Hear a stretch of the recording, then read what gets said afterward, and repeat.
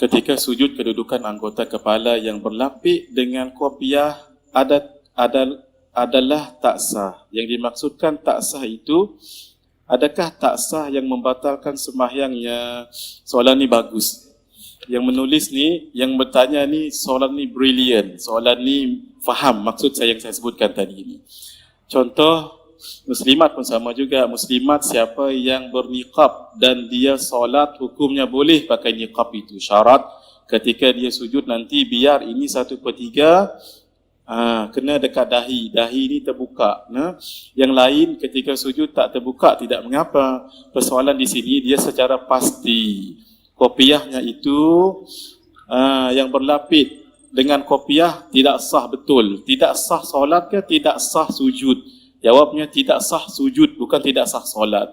Maka sujud tadi itu hendaklah dia sujud sekali lagi untuk menggantikan sujud yang tidak sah tadi itu.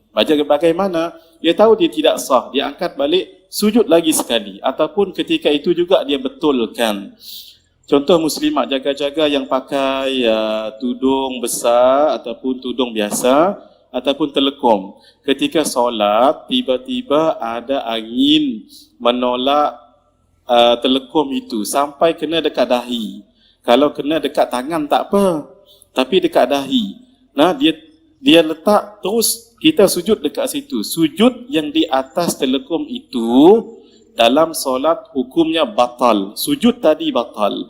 Apa harus kita buat? Dengan segera tarikkan dia dengan gerakan yang sedikit, tarik, biar kita sujud bukan di atas telekom itu. Sebab dalam mazhab kita Asy-Syafi'i, siapa yang bawa sesuatu pakaian dan pakaian itu melindung dahinya batal.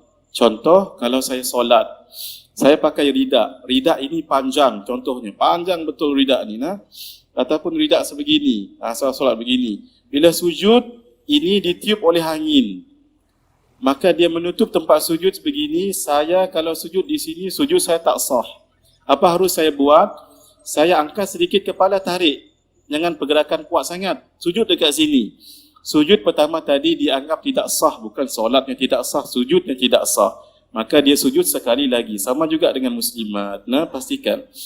Tetapi kalau ridak yang sama, saya tak guna untuk solat, digunakan sebegini. Ini sedikit pencurahan. Saya pernah ditanya oleh seorang ustaz dekat RTM.